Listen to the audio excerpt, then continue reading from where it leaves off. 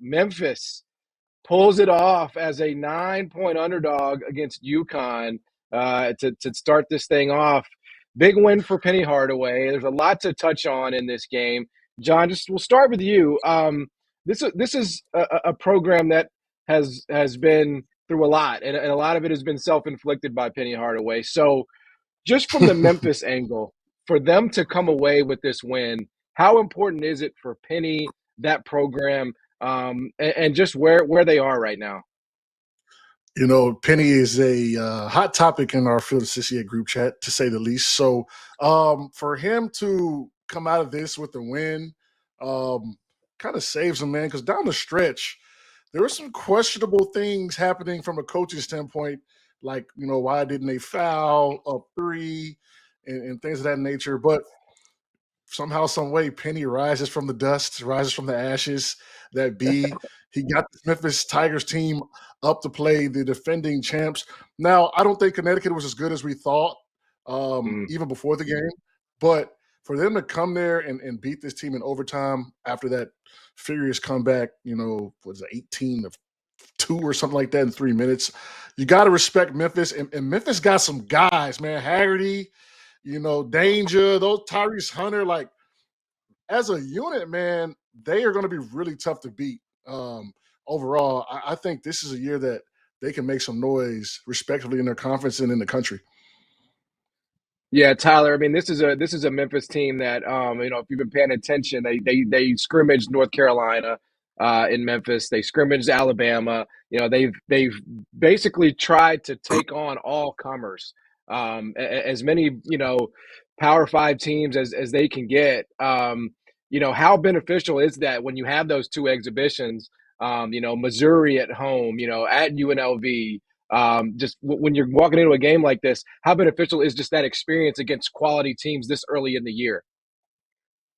I think it's super important, especially for a team like Memphis coming off of the year that they had last year, a little bit disappointing.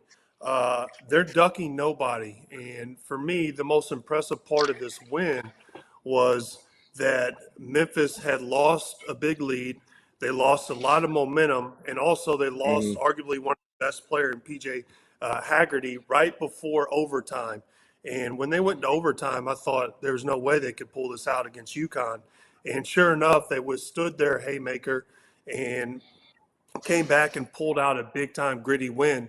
And a lot of that has to do with playing quality opponents early, exhibitions, whatever it is. They just got good quality competition in, and I think that pays. You know, that's irreplaceable. Yeah, I mean, and again, there's so much from this game. There's Dan Hurley. You know, did he not cost his team?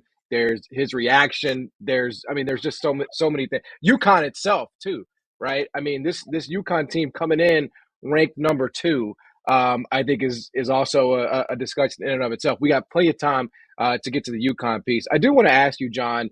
Tyrese Hunter is a guy that Memphis brings in. He's been at Iowa State. We're going to hear from him in just a minute. He's been at Texas. Is this why you bring in a guy like that? You know, not necessarily, I think he's going to have 26 points against UConn, but, you know, for moments like this, you feel comfortable that he will show up.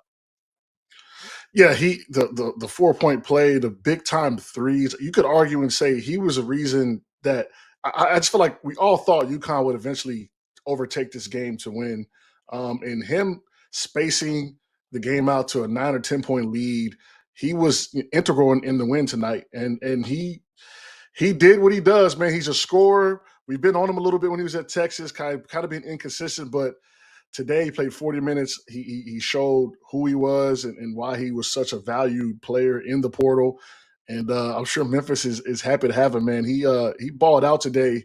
One of the best games I've seen kind of early in the season from a standpoint of competition. Yeah, so Tyler, from a standpoint of getting a win like this, like I will say this for Penny after the game, like he had a chance to kind of soak it in.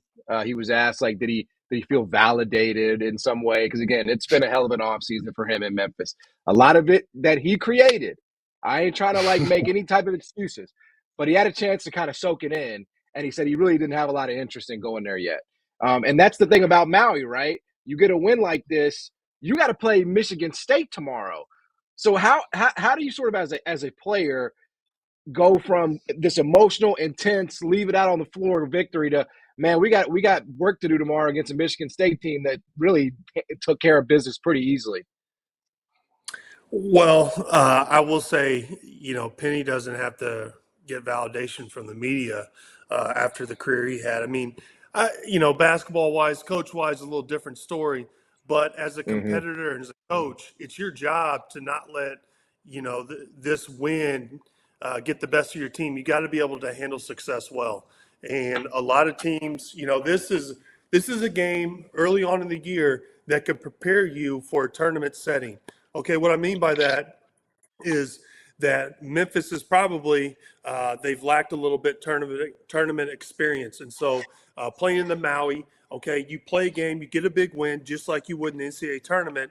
Now you've got to put that win behind you and start preparing for a good Michigan State team that's going to grind it out, battle you, get after you defensively, and you've got to be able to bring your A effort against them, or you're going to lose.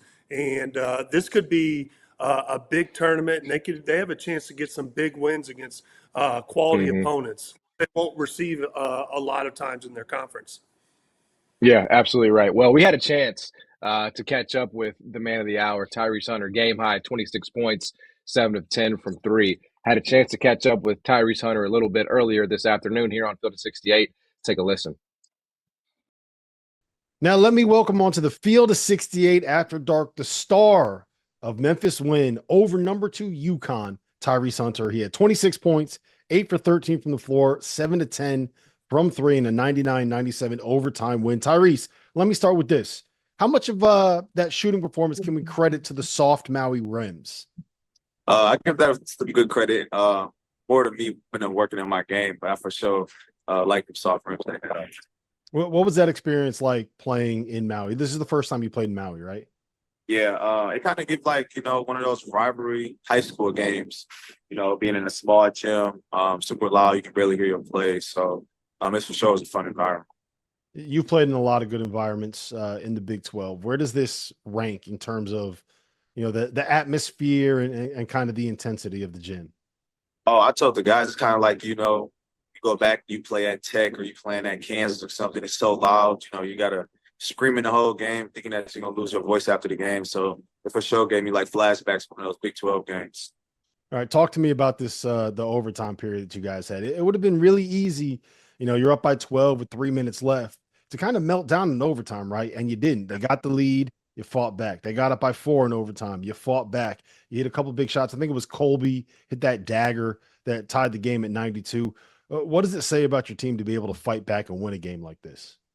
Just how connected and, sticking to the game plan. Nobody panicked. Nobody, got out of sorts, even with the, the double tech and stuff that happened. We kind of stayed afloat, didn't get too high, didn't get too low. And then just trusting our playmaking ability and the players that we got. I think we got a lot of talent, very deep. So kind of hard to take out one guy. Even PJ fouled out. They pretty much kind of face guard me, trying to deny me. But, we got weapons out. The other PJ came through. They hit 6 free throws straight. Mm-hmm. PJ Carter did. And then, down the stretch, I believe Kobe probably had like 8 points in overtime himself, whatever. So just trusting our teammates.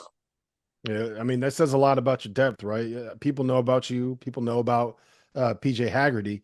I don't know if people were expecting PJ Carter and Colby to make those plays in overtime against the number 2 team in the country. Yeah. No, I don't think they did either. That's the beauty of this team. Being deep in the backcourt makes us, a dangerous team. So, it's interesting because I don't know if, based on what happened with you guys in like the last 6 to 8 months, you had some coaching staff turnover, you had a player transfer out. I don't know how many people expected this out of you guys. Now, here you are, 5-0, winners bracket of Maui. You won at UNLV, you won at San Francisco, you beat the number 2 team in the country. You guys kind of made a statement here. Yeah, I think that's our, I told them, this just got to be who we are. And I kind of seen this in the summertime. It's just, I told them it's like one of the most connected groups I've ever been with. I mean, like real brothers, like off the court. It's no like forcing to do any activities together. We're in each other's rooms, we're chilling, doing activities with each other. So I think all that leads to the court with the chemistry. Mm-hmm. What has to happen now for you guys to be able to get rested and get ready to play. I mean, you got another game in what, 18 hours now? Yeah. Just a lot of treatment, watch film, and really just biggest thing is just be ourselves. I think that's what kind of went into tonight's game, just being ourselves. Man, coach let us be free. Just tone in on defense. Defense is gonna be all right. Have you already started on the Michigan State scout yet? Yeah, I did. Are you ready for him? Yeah, I'm ready. All right. Well, listen, man, I appreciate the time. Best of luck tomorrow. Rest up, get healthy, and we'll see you tomorrow in the Maui semifinals against Michigan State. Okay, appreciate it. Yeah, good stuff there from Rob. What a Certainly hater some by good Rob sportsmanship. saying the soft rims. What a hater. Right, that's how he starts the interview. So mad. That's how he He's so starts. mad. Yeah, as if both teams don't shoot on those rims, bro. Right?